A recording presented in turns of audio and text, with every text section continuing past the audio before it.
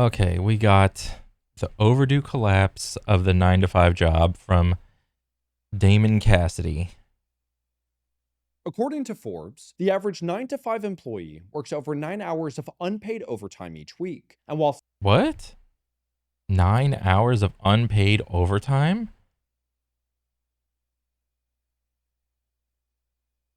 According to Forbes, the average 9 to 5 employee works over 9 hours of unpaid overtime each week. How? Like, actually, how?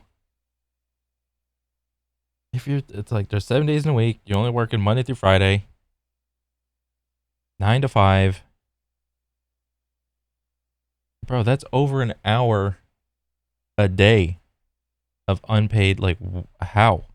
And while CEO pay has increased by 1,500%, employees are making just 29% more than in 1978. Oh, wow. So workers are working more and the people at the tippy top are just making more. Oh, okay. Productivity, hourly compensation, starting back in the 1950s, where it was about the same overlap wise. And then something happened. There starts to become this little deviation. And then all of a sudden, the hourly compensation just goes completely flatline. And it has only just recently started to go up just a little bit. Wow. With over half of all Americans now living paycheck 62% of Americans are still living paycheck to paycheck, making it the main financial lifestyle, report finds. to paycheck, raising the question, why are we still using a system that fails to provide the most basic necessities? Because the people that benefit from those systems don't want to change it. That's why. While the 9 to 5 has been one of the most dominant forms of employment in recent history, it is actually still a relatively new concept, and one that looks far different from what was originally intended. By the time the Industrial Revolution transitioned the economy towards wage based occupations, the concept of work shifted from a means of self sufficiency to a necessity for maintaining employment. With employers focused on maximizing productivity, break times were reduced, meal periods were eliminated, and workplace clocks were even manipulated to extend hours without additional pay, leading Like, conceptually wise,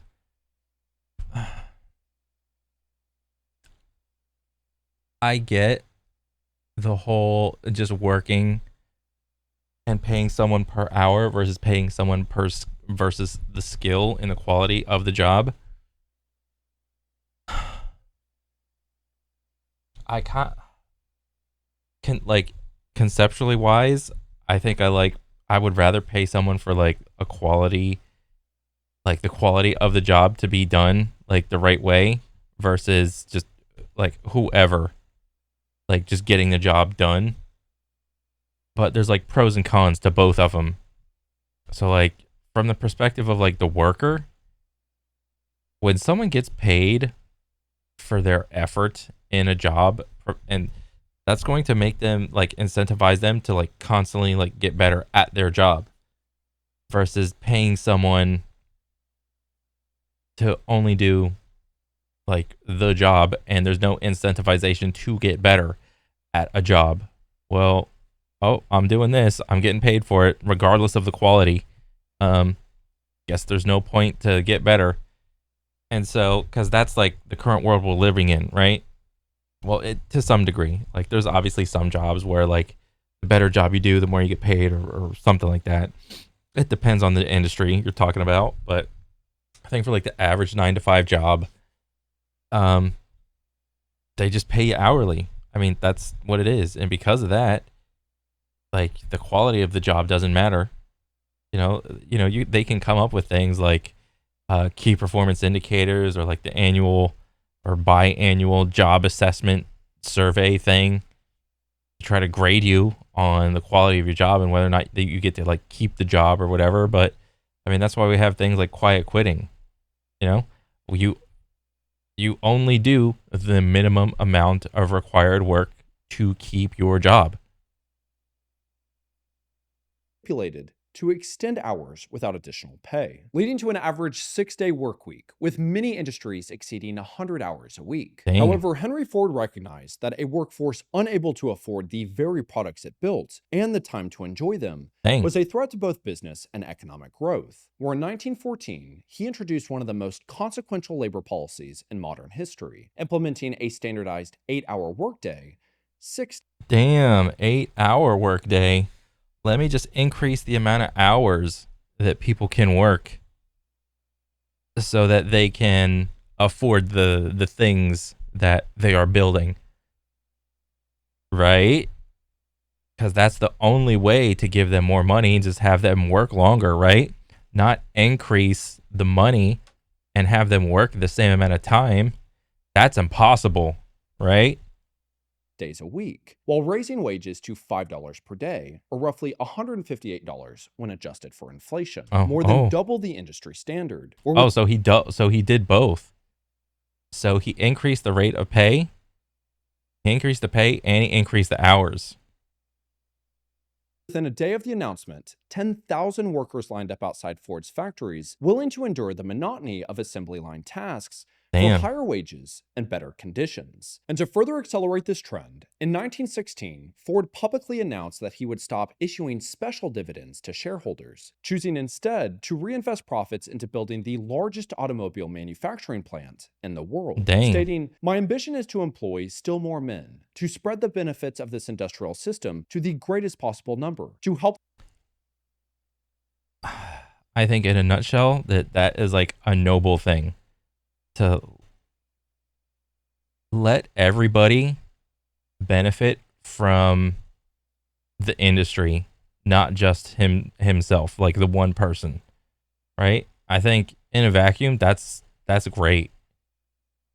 Them build up their lives and their homes. And to do this, we are putting the greatest share of our profits back into the business. And while it is still somewhat debatable what his true intentions were, his vision of corporate responsibility put him at odds with his own investors, whom he famously viewed as parasitic entities who contribute. Oh, wow. So he even viewed his own shareholders as parasites.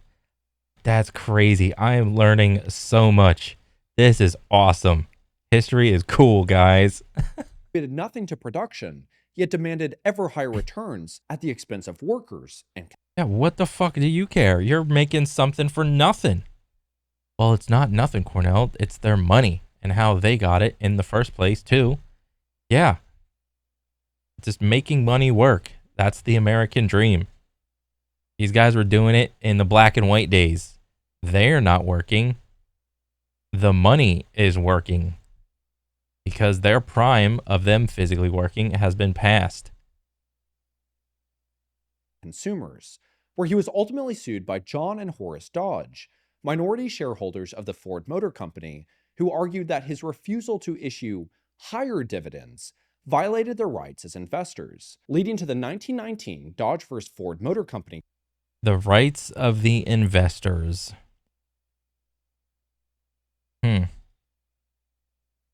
Case where the Michigan Supreme Court ultimately sided with the Dodge brothers, with Ford's vision of using company profits to expand operations, raise wages, and lower consumer prices. I mean, that sounds good. I don't hear anything that I dislike. To be legally deemed secondary to investor interests. And while this law is actually only applicable in Michigan, the ruling set a legal and ideological framework that would later reshape corporate priorities. By the time the Ford Motor Company had officially implemented the 40-hour work week in 1926. Ford adopts the 40-hour work week. Okay. Detroit, adoption of the 40-hour work week as a permanent policy in all plants of the Ford Motor Company is announced by that guy, president of the company. Under the new plan, factories will be closed on Saturday and Sunday, and about 3,000 men will be added to the whatever that word is. The Great Depression began driving the nation's unemployment to unprecedented heights, where in 1930, in hopes to maintain employment, Kellogg's officially reduced its standard work week to 6 hours a day, or roughly 30 hours a week. Okay. with only a slight decline in workers' pay, allowing Kellogg to not only rehire the 300 employees who had been laid off, but it also Oh, I mean, so you reduce the hours and you reduce the pay. I don't care how much. I mean, you still did it. Um, it's not looking too good for Kellogg's. led to an increased productivity as employees worked harder and more efficiently, with the results including reductions in Oh, so they increased the productivity. Oh, the company found that the shorter workday influenced employees to work harder and more efficiently. These results included drastic reductions in overhead costs, labor costs, and the number of work-related accidents. Unit cost of production is so lowered we can afford to pay as much for 6 hours as we formerly paid for 8, Kellogg boasted in a newspaper. And this is crazy. This is like a newspaper in 1935, like a gigantic company being candid about its like inner workings is so like unheard of today.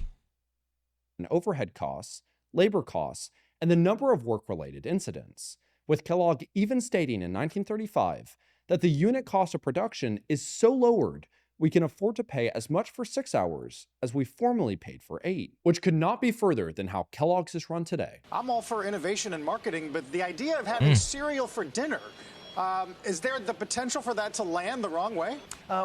Are you kidding me? A WK Kellogg CEO on the consumer. Is this what this guy is peddling? Cereal for dinner?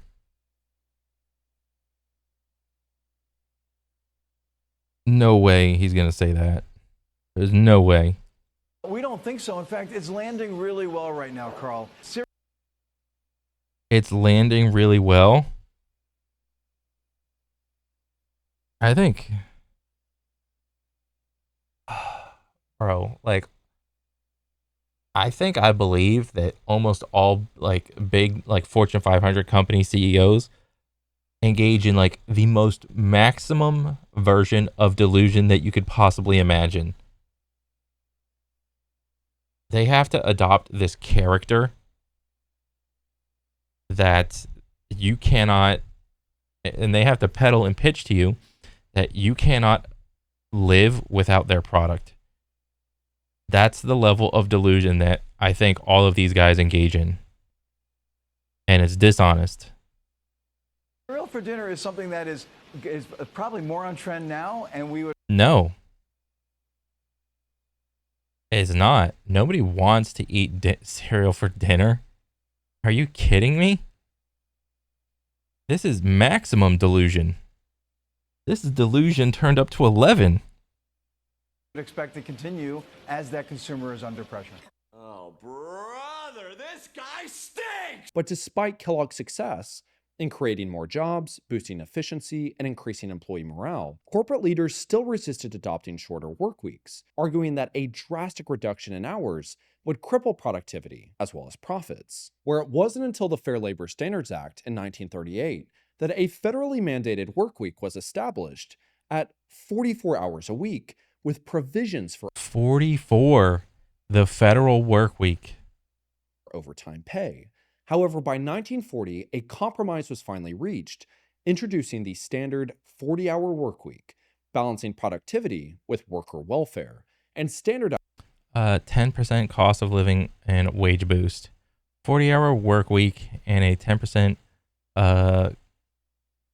cost of living wage boost. Yeah. Fuck it. Just give it to him, dude.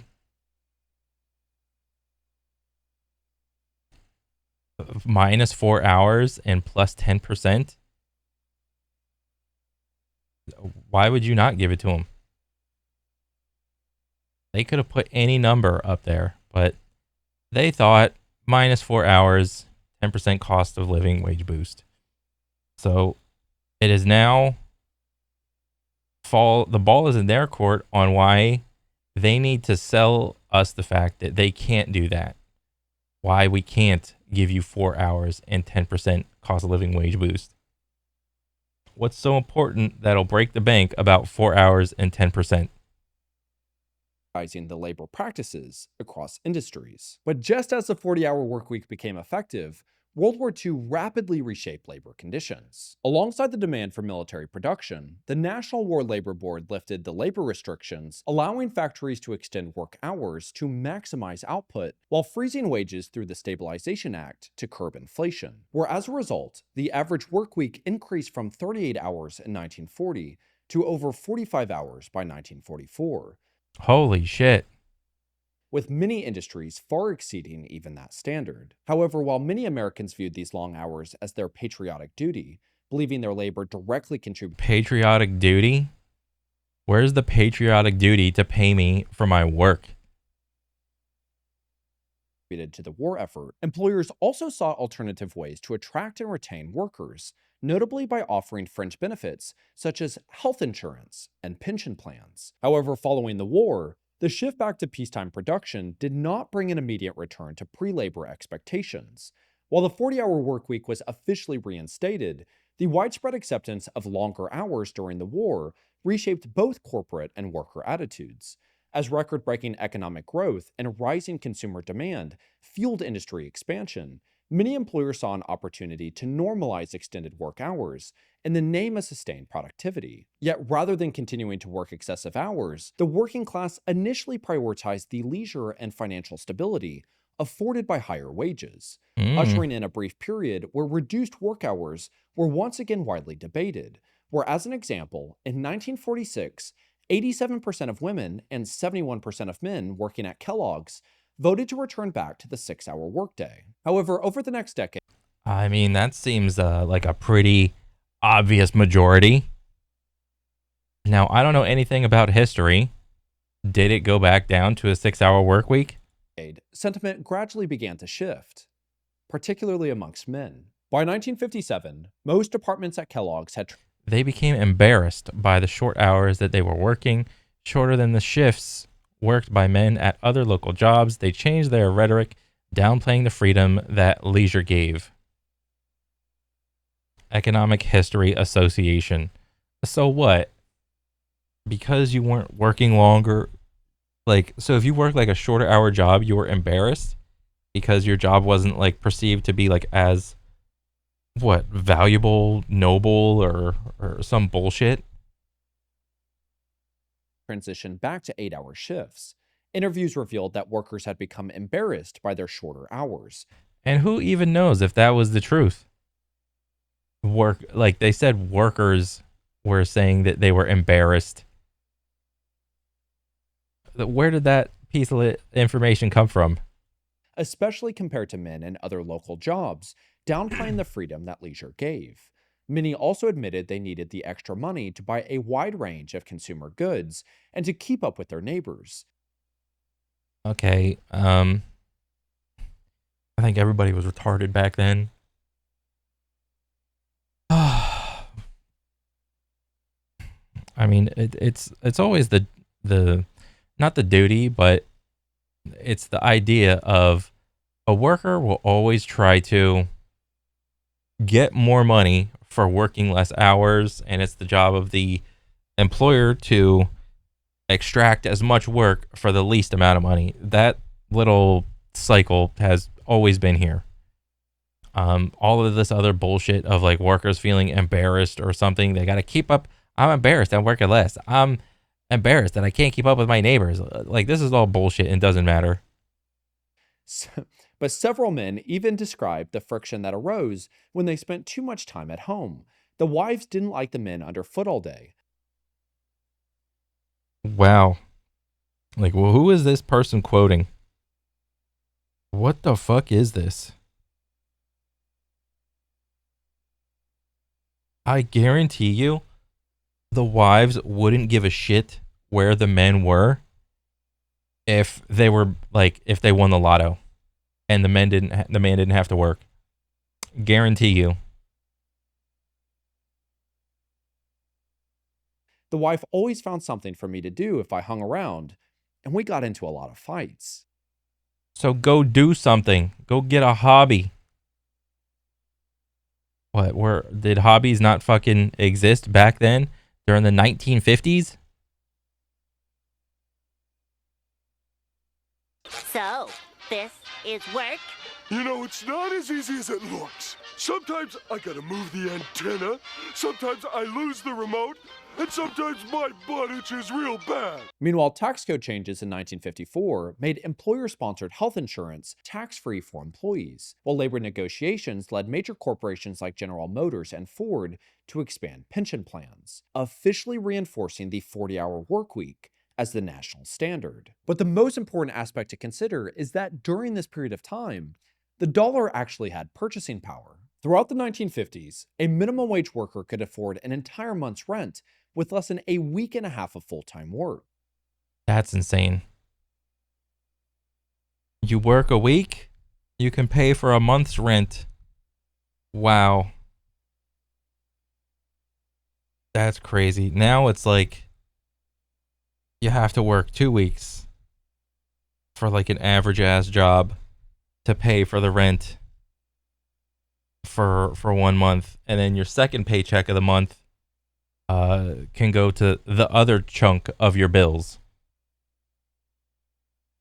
By 1956, the federal minimum wage reached $1 per hour, or equivalent to $11.77 today, Wow. providing enough income to support a two-person household above the poverty line. By 1960, the median home price was approximately $11,900, Oh my or God. around $128,000 today, while the median household income stood at $5,600, or around $60,000. Bro, work 2 years, get a home? Are you kidding me? Bro, I'd have to work. Oh my God.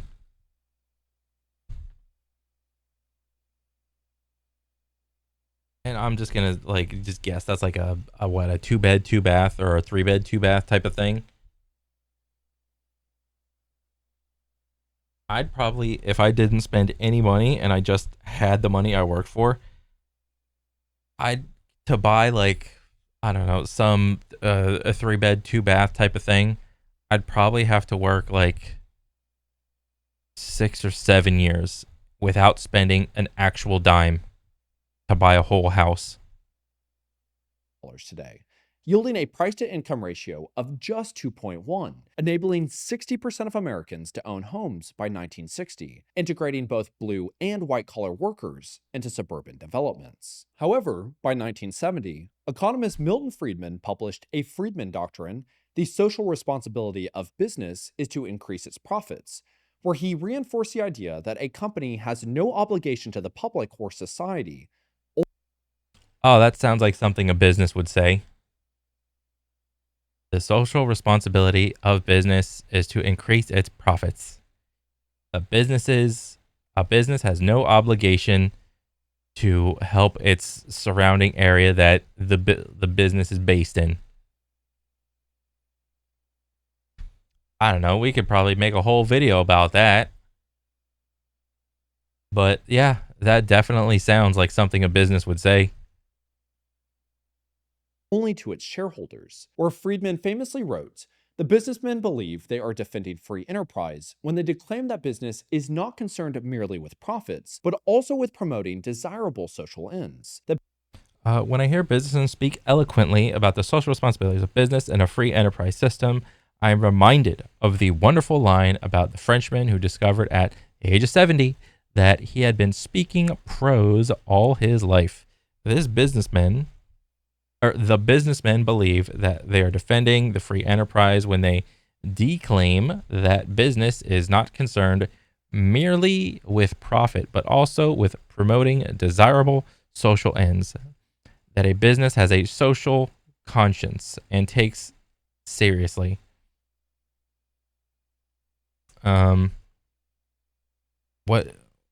What I imply from this is that if anybody if anybody agrees with the fact that like a business doesn't have like a social responsibility and it's only like it only needs to pertain itself to like profits, and it doesn't matter, like it doesn't need to like provide anything for people, well then you would have to ask, well, where's all the money coming from for the products that you're selling, right? It's people, right? So it's this whole like concept of like skimming off the top of like the motion of money, right? And all of the skimmed money off the top, which is like essentially like the profit margins for some product, for some CEO, for the shareholders, for whoever. There has to be enough skimming so that they're happy, but enough movement of money in general throughout the entire system that the system can keep going. Business has a social conscience and takes seriously its responsibilities for providing employment, eliminating discrimination, avoiding pollution, and whatever else may be the catchwords of the contemporary crop of reformers. Mhm. In fact, they are, or would be if anyone took them seriously, preaching pure and unadulterated socialism. Businessmen who talk this way are unwitting puppets to the intellectual forces that have been undermining the basis of a free society these past decades. So, also, what this implies is that undermines the basis of a free society these past decades. So, what does this imply? Any big business that wants to put profits above social responsibility only serves to benefit itself and doesn't need to concern itself with the benefits of its surrounding area. And this is all like morals and ethics. I get it. And everybody is just operating within the system that, you know, they're allowed to. But it just seems like people that adopt that sort of like mindset and are like lucky to be in that like position that they are so that they can make that decision. It just seems like kind of like short-sighted to me. That's just my 2 cents.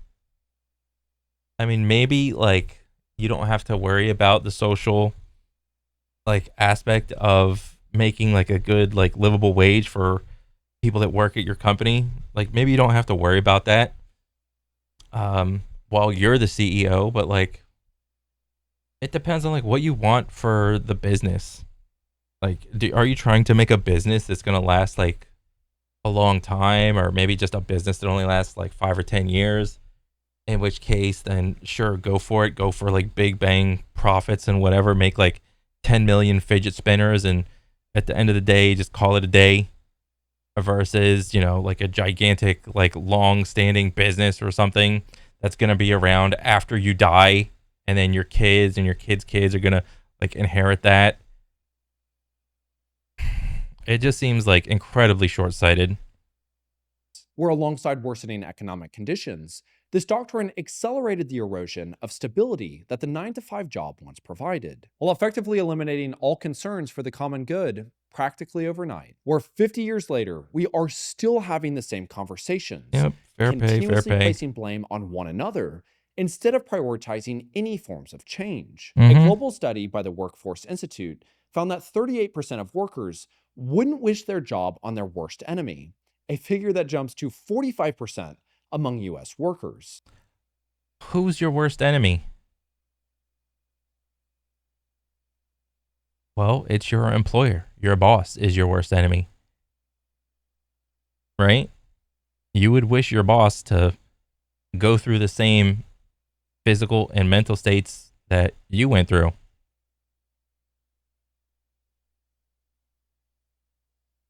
Where nearly half of all employees, including 29% of executives, would not recommend their profession to their children or any young person they care about.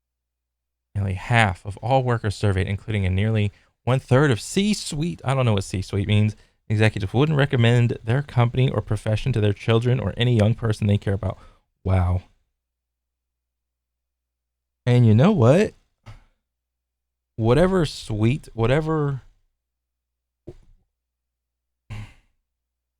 While employees, HR leaders, and C-suite leaders alike all said they wanted financial security for their kids. Yeah, that's not a unique thing amongst these kinds of positions. All the blue collar workers want that stuff too. All right. You think you're a special snowflake just because you want financial security for your kids? Newsflash, you're not unique like that. Right. So what has ended up happening? In all of the United States or in all across the world, all the birth rates are down. Right? So any worker, what do? Well, I don't want to have kids right now. It's not a good time to have kids. So fuck them. And when asked what they would want for their kids, HR leaders, C-suite executives, and employees alike didn't say high salaries or promotions. They said work that allows for family time, meaning, and fulfillment, as in addition to 9 hours of unpaid overtime each week, the average full-time worker also spends an hour commuting daily, which Yeah, that's insane. That's one of the main reasons people like dislike their job, having long drives to and from work. Like just the logistics of having to wake up extra early to get ready and then drive. Oh my God. Fuck that, dude. means that the typical 9-to-5 employee is effectively occupied for 54 hours a week while only being paid for 40. And unlike European nations that have enacted policies to limit employer control over work. Yeah, because the employer is not paying for that hour drive, right? For most 9-to-5 jobs. But you have to think, would that person be driving 1 hour to the job if they weren't driving to a job? No, they wouldn't. It makes no sense to me. Like why that like commute isn't being compensated for. Workers' personal time. 55% of US employees still log into their emails after 11 p.m. 59% work on holidays. One survey found that 55% of long-term emails has the right to ignore. In contrast, a few French laws give employees the right to ignore emails after their working days has ended. 59% do so on holidays. But yeah, you should stop logging into your emails when you're not there. Like, what are you doing? You're not getting paid for that. And 49% are unwilling to use their PTO, fearing that they might fall behind in work if they take time off. But wait, it's paid time off. The time you take off, you're still being paid for it. But despite these longer hours, the financial security of the 9-to-5 has just completely deteriorated, as wages have increased just 29.4% since 1979, or a mere 0.2% when adjusted for inflation. 62% of Americans live paycheck to paycheck, Yeah. with 59% unable to afford an unexpected $1,000 expense, and 40% drastically behind on retirement savings, alongside the most shocking facts that I have ever heard, in that 65% of Americans fear retirement more than divorce. Wow. Percentages of those who said retirement is more frightening than divorce. Retirement is more frightening than death. Getting fired. Poor health. Becoming a financial burden. Fuck that. I don't give a shit. Not enough money for medical emergencies. Huh. Well, when you're retired, you are getting a percentage of your paycheck. 20, 30, 40 years, however long it takes for you to vest and like get the hell out of there.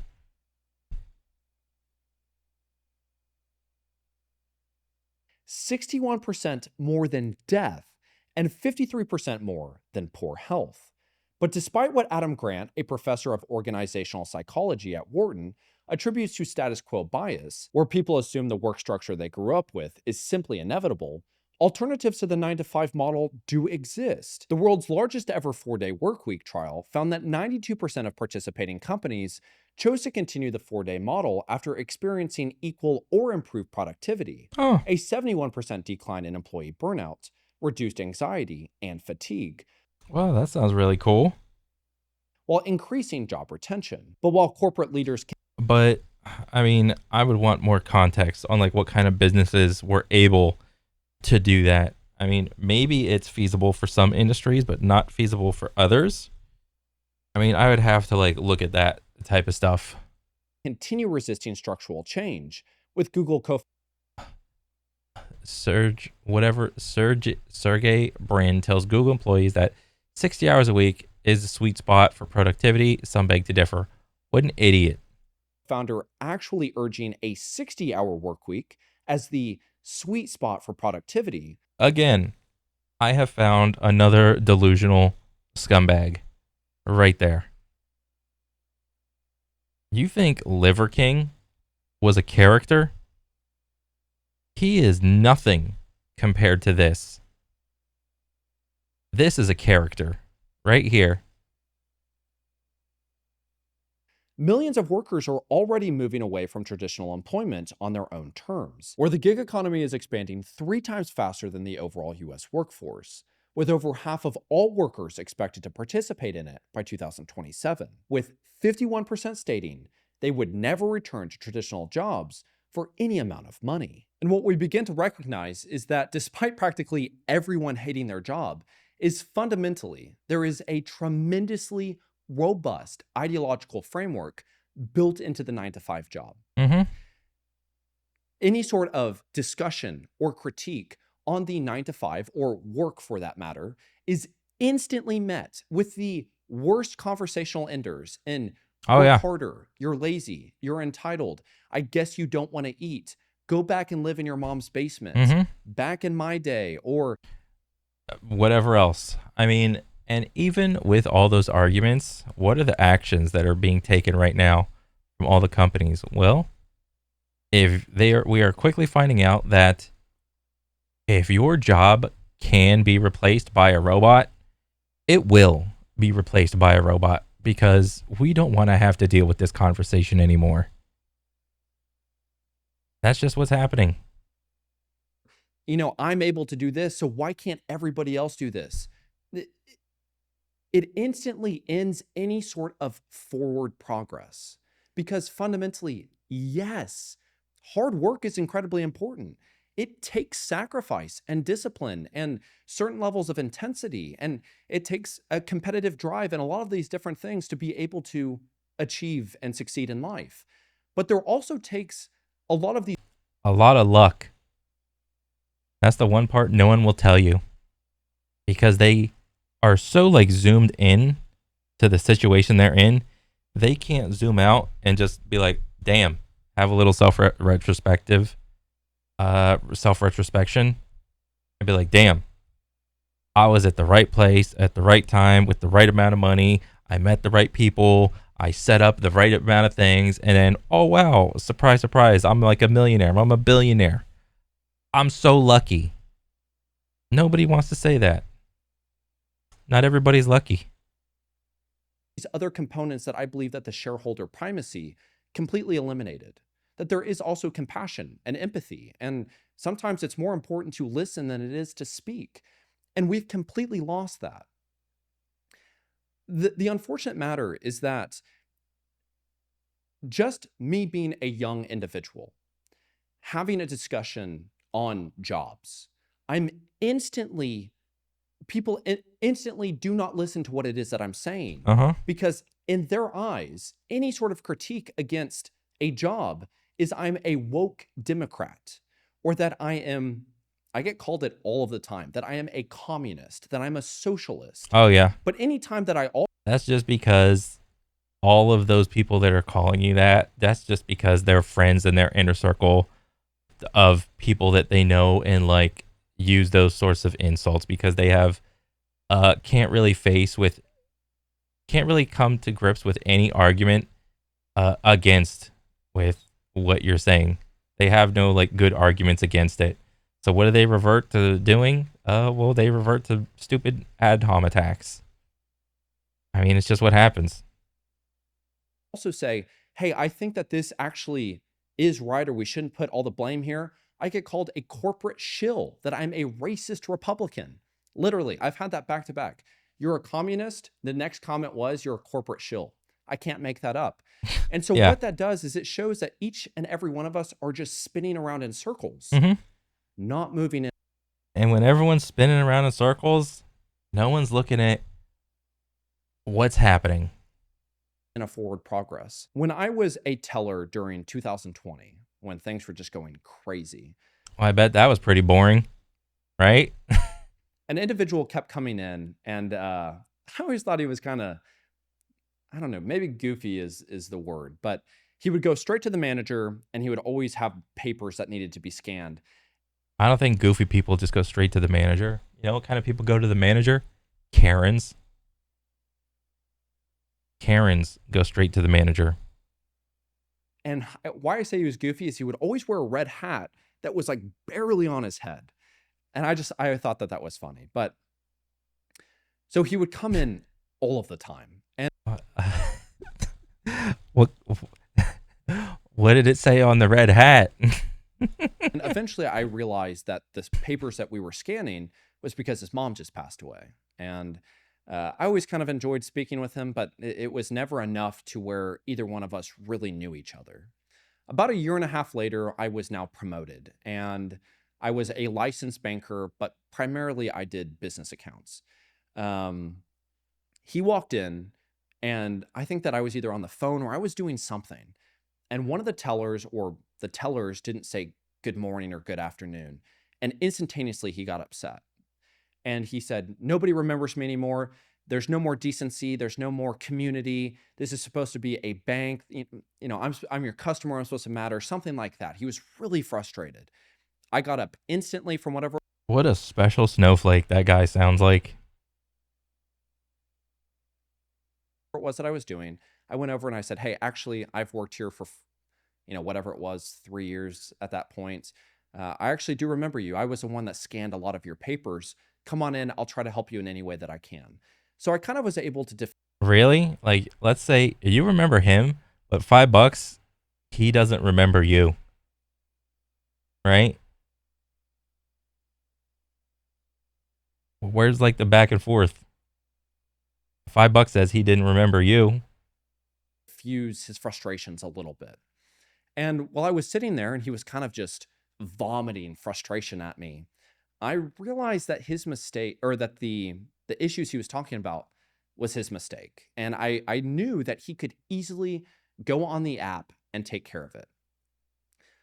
But I had the sense that that wasn't really the issue. He was frustrated at something else, and I wanted to help. So I sat there and I just kind of took it, and I kept taking it and I kept taking it. And I went on his, What do you mean taking it? When you guys were sitting down, was he being unruly? Was he giving you a hard time? Kind of sounds like it. You're just not saying it. Online system that we have as a banker. And I knew it was just I could just do a click of the button and everything was taken care of. But I made it look like I was really looking for something. And eventually he started to talk more about his life. And I started to get an understanding of kind of what was going on.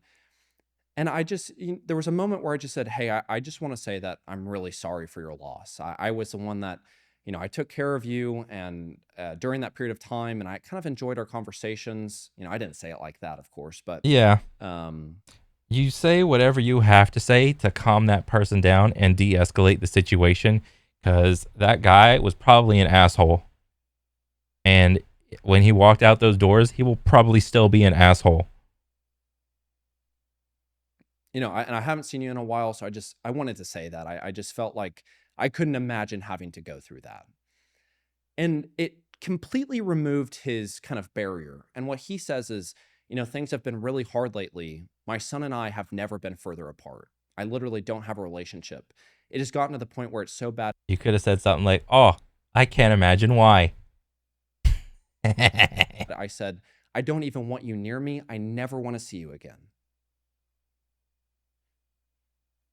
So now I have, in the shareholder primacy, I should be like, sorry, got to make money. But I say, I know it's not my part, but it wasn't too long ago that I was a 16, 17-year-old boy too. And I said many things and did many things that I'm sure my parents were not happy about. And when I look back at it, I'm not happy about it either. But if I'm being honest, the fact that my parents stayed and they listened to what I had to say, not that they agreed, but they were there. When I needed them, I knew that I could go to them. Mm-hmm. And that when I reflect on my life, the reason that I was frustrated was because I didn't know what I was supposed to do with my life. I was scared. I didn't know how to handle. Yeah, nobody knows what they're supposed to do with their lives. You can have like some guide rails if you were so lucky to have like a couple generations before you like set up some sort of business that you can just inherit. And that person would just be lucky, and they would think that, oh, this is what I have to do with my life. Just maintain the business or whatever it is. But a lot of people that don't have that, they're just, we are just out here winging it. All these emotions because you're not supposed to show emotions. My friends were going to college and I was going to go the community college route and, all of these different things. And I said, just be there for him. Just listen. Like, you might not agree, but just sit there with him. And, he just said, hey, thank you. I appreciate that.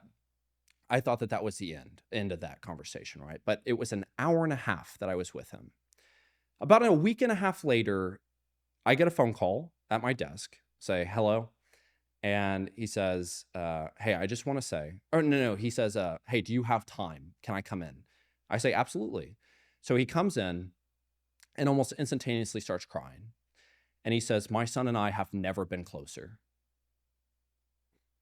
And he says, he's now living with me and we've had so many great conversations and he's starting to plan for what he's going to do for school. And, he just says, he's like, thank you for taking the time for seeing me as a human being. And so he's like, please, I'll do anything. I want to buy you a meal or something. I said, no, I'm grateful to be able to help. I would have done anything to have been able to hear that when I was younger. And so I go in the back and I just start crying because it was like, I started working at the bank because I thought that banking was like, it's a wonderful life. That's how naive I was. I thought I was going to be able to make a difference. And instantaneously, I realized that wasn't the case, especially.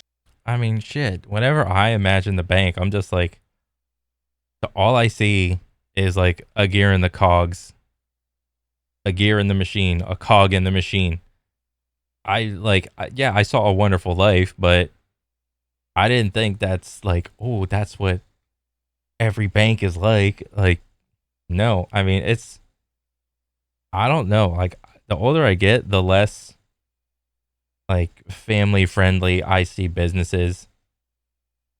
About the only thing I see, like if I could say there are some businesses that can be like that, I would probably say, and this is kind of like a two-face, but like gyms. Gyms are both simultaneously the absolute worst type of business, but can be a very like cool type of business, with like the trainers and like staff people that just walk around that, kind of have an idea on like how to work out and give you some tips and tricks. They'll end up being like a personal trainer, and then they'll just give you like free tips and whatnot. But they're supposed to be peddling themselves. I think that's like about the only thing that I can imagine. Almost every other type of business, I just imagine like people are just bricks in a wall. But like, I didn't always think like that. It was probably like I was younger, I would be like more fantastical about it. But just the older I get, I'm just like, there's another brick in the wall. Especially during 2020. And by the end of that month, I had my monthly review with the district manager and my manager. And in that month, I had brought more in investments than we had done in the past year and a half. So I was actually good at my job. And the comment that was said was, "Hey, good job on the investments. Why did you bring less credit cards than last month?" And I said, "Well, honestly," and this is right when like the rates had gotten really bad. And I said, honestly, just the conversations I had, it didn't feel like it was the right thing to be putting a credit card, especially in this high rate environment. I just didn't think that it was what I needed to do. And my district manager says, "Well, we don't pay you to make that decision." In many ways, I can actually kind of see what he's saying. But Yep. You're just a brick in the wall. Just keep selling. It doesn't matter if it's a good rate or a bad rate. Just keep selling. in that month, ABC, always be selling. so this is the best part about the story. A month later, I got my yearly raise, and it was 11 cents, so a dime and a penny. Nice. So that completes kind of the circle of what it is that I'm trying to say. That when I was a teller during 2020, my purchasing power was more than a licensed banker. And because they don't do internal raises the way that they do external hires, tellers were now making almost as much, if not more, than I was as a 5-year individual working there that was good at my job. Mm-hmm. And so I want to say that because we're missing so many components. Yeah. I mean, I think what was it? I think it was like a couple other different channels. They were saying it doesn't pay to promote anymore. If you want more money, go get a different job. Like, do not go up in your job. I've heard that echo throughout many videos. In human life now. And any sort of conversation about things that we can all agree on, we have to start listening. And again, I'm going to keep saying it, and I know it's annoying, but discussions have to happen because it'll blow your mind. But when you look at almost every reason why a labor strike failed throughout the Industrial Revolution, It's 'cause money. it was because the people on strike couldn't agree what they were striking for. Do you work a 8-hour day but get paid for 10 hours? Or do you work 8-hour days and get paid for 8? And they couldn't agree, so they just went strike, and they would revert back to the status quo. That's what we're doing right now. Mm-hmm. And I'm just going to keep coming out here and doing the best that I can. So I hope I hope this was able to provide some value to you. Yeah. Yeah. Until next time. Thank you so much. Bye-bye. Coming to bed, honey? Yes, dear. Dang. According to Forbes, the average 9-to-5 employee. So that was pretty cool. That was a cool little video. The overdue collapse. I mean, I don't think it's collapsed yet. Who knows when it will actually collapse, but just look at the trends of what's happening in society. Look at the trends of what's happening in culture. More and more jobs get replaced by AI. More and more jobs get replaced by robots. This graph that I love to make that can explain everything that happens in life is very helpful. And if I can figure out how to do it again, there you got. Nope. Let's do the straight line. And then you got the other straight line. Like, wow. And then you got the parabola. Let's make it. Let's keep it black. Fuck it. And then where do I grab? Where do I want to grab? How pessimistic do I feel? And let's grab it like right about here. Dun, dun, dun, dun. Wow. Yep, this graph can explain everything in life. All of your profits from businesses come from 10% of the people. This is the price of, not the price, but this is what's happening to people that can afford just anything this is also the amount of rich people in the world, and where all the wealth is concentrated. Everything in life, this is happening. This is inflation. This is shrinkflation. This is enshittification. All explained by this graph. But yeah, overall, cool video, man. Keep it up, and I'm a fan now. But other than that, that's it for me. I'll catch you guys on the next one. All right, later.